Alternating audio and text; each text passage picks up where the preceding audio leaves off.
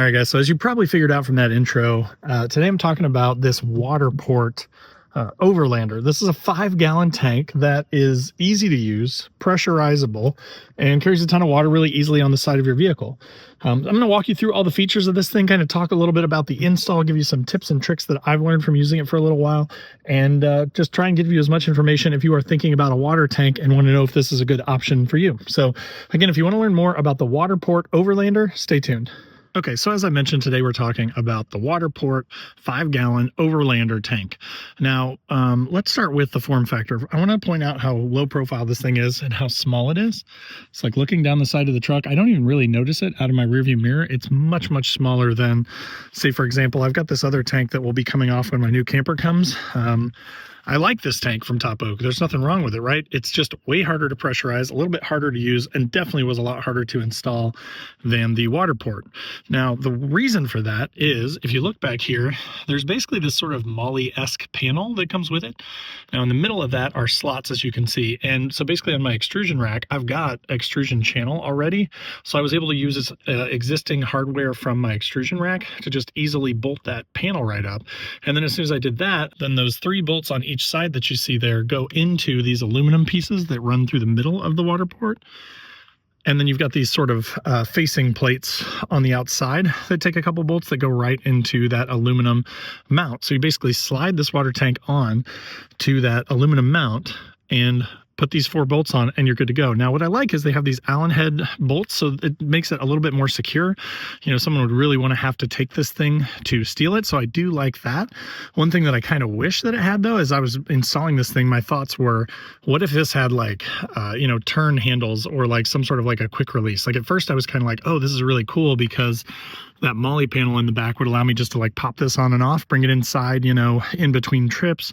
And you could do that. You just have to take these 4 bolts off and then slide the thing off. So it is relatively removable, but again, because you're bolting this thing on and then, you know, attaching it down, you're probably not going to want to take it off all the time. But I kind of had an idea if I could figure out the thread pitch of these bolts, of putting like a carriage style bolt in there or just like a bolt head, and then getting some of those quick release, sort of like the spin-on handles, and making it so that you could quick release this thing. So anyways, we'll see. Maybe down the road I might mess with that, but there's nothing wrong with it being on the side of the truck either, right? Like, it is black for a reason. It's meant to retain heat from the sun and warm up this water, so you could use this as a shower.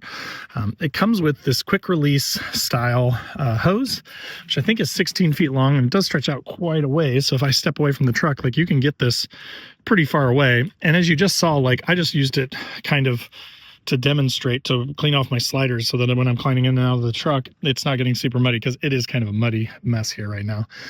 But so then you get this sprayer, which has, you know, different, similar to like your hose at home, a jet spray, a shower spray, a mist spray, a center spray, and a flat spray. So you get all these different heads and ways to spray.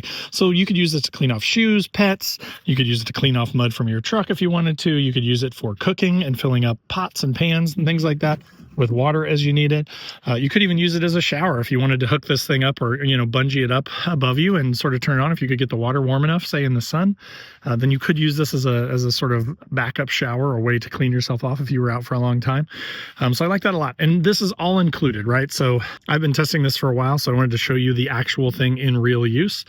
But so this quick release is really nice because then you can take it on and off. Now, one thing that I will say as a tip is, when I was installing this and filling it with water, you do have to turn this valve off once you fill it up. So essentially there is a piece that comes with it that has a quick release on one end that you hook this hose to, and then the other end is a hose attachment. So you can just attach your regular garden hose to this, turn this thing to the on position so that the water can go in, and then you fill this thing up from your hose.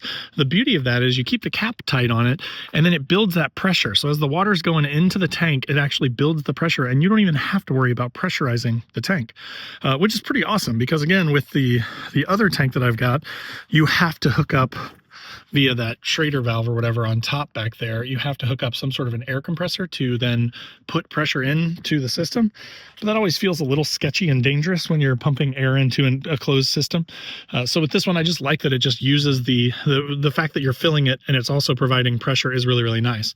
Now you can use an air compressor through this valve here to top it off with air as well. And you want to make sure that everything is tight. That is my tip that I've kind of learned as I was messing with this thing and initially installed it a couple months ago, is you just want to check that everything's tight. So for example, down here, when I first attached this, I put this on super tight onto this fitting here, right? But then this black plastic part was a little bit loose. So when I quick attached the hose to it, there was water leaking out of it. It was just that, you know, these things don't come super tight from the factory, so you just had to tighten that up, and that stopped all the leaks. Now, a third way to pressurize this tank, which I think is amazingly smart and cool, is this is actually a hand pump. So you can pull this out and just use this thing to pressurize it. So now I've sprayed off the side of the truck, and I've lost some of that pressure from the hose initially. So now you can just use this thing. So again, you don't have to go through all that hassle of getting a, getting an air compressor out or putting a bunch of pressure into it. You can just do this and sort of pressurize it up. So you can very easily and mechanically get more pressure into your tank as you exhaust the water supply, which is just a cool option that you can do that. Now there is a fill cap up here, so you can pop this off and fill it from the top. Again, I prefer to use the hose attachment so that it pressurizes the tank at the same time. But if you didn't want it pressurized, if you just wanted this as a water tank, then you could fill it from up here. You can also fill it from the pump cap if you wanted to. But you know, obviously that's going to relieve any pressure that you've got. So you want to be careful and use the blow off valve here if you're going to release the pressure from it to say, take this cap off. Now, another thing to mention is you can mount this both horizontally or vertically. So I have it mounted, you know, horizontally because that just makes sense on my bed rack. But let's say you had a full-size truck or you had a camper or something with a big door on the back and you wanted to mount this thing vertically, you can attach that MOLLE panel the other way and have it facing up so that then all this stuff would be on the top and your fill cap is still at the top too. So you could use either one of those. So now I will throw the dimensions up on the screen, and I'll also throw the weight up on the screen, just so you know what that is. As you can see on my truck, I have a 5-foot bed Nissan Pro 4X 2023. This thing is plenty small, right? Like it takes up a good amount of room, but it's super low profile, and it's really easy to mount, and it doesn't really add a lot of bulk to the truck. But having pressurized water on tap all the time makes for cooking easier, makes for cleaning stuff up really a lot easier, and it's just nice to have. I've had a bunch of, you know, aqua bricks and different types of portable water cans, and those are nice too. But again, just having the water on the truck all the time is going to be really, really nice for when I want to hop in the truck and just leave on a whim to go camping. So to kind of finish this video out, I do want to talk about pricing a little bit. This is not unreasonably priced, but it is on the higher side. It's under $400, which is pretty standard. That's about what that other Top Oak tank is. But compared to that Top Oak, I would say this thing has a lot more functionality, a lot of really nice built-in features. Like the hand pump is my favorite thing by far, because I just hate getting the compressor out is so much work. And then when you're filling that thing, it just feels like it's going to explode, right? Like it just feels like when you're putting air pressure into a water tank, I don't really love it. Not to mention that it's just a lot more work. You got to get the stupid pump out. You got to hook it up to power. You got to hook it up to that thing and then inflate it for a minute or two and then you're done. Whereas with the hand pump, just a couple little pumps of the hand pump and you've got some pressure back into the system. And again, the fact that you can fill it and provide pressure at the same time, easy peasy from your garden hose, because your garden hose is not going to push enough pressure into this thing to damage it, right? So basically what you do is you put your hand on it, and when you feel the water stop flowing into it, you know that you've reached about 30 pounds of pressure, which is where they want the tank at. And then you just turn off the water, turn your valve on the bottom, pull your quick release off for your hose, and you're good to go. You're all set, you're all full, and you're pressurized. So for that money, I feel like it's a good option if you are looking to always sort of have the water on you. Now, so my type of build, that's a pro for me, right? I like to, as you can see, have everything on my truck and be ready to go at a moment's notice. I have a couple of kids, and we're busy a lot of weekends. We have kids' sports and things like that. So when my wife says, you can go this weekend, or you could pop out tonight and go do a quick overnighter, I'm like, okay, bye. And I grab a backpack and I leave. leave. So I like to have everything on the truck because when you forget stuff, it can ruin your trip, right?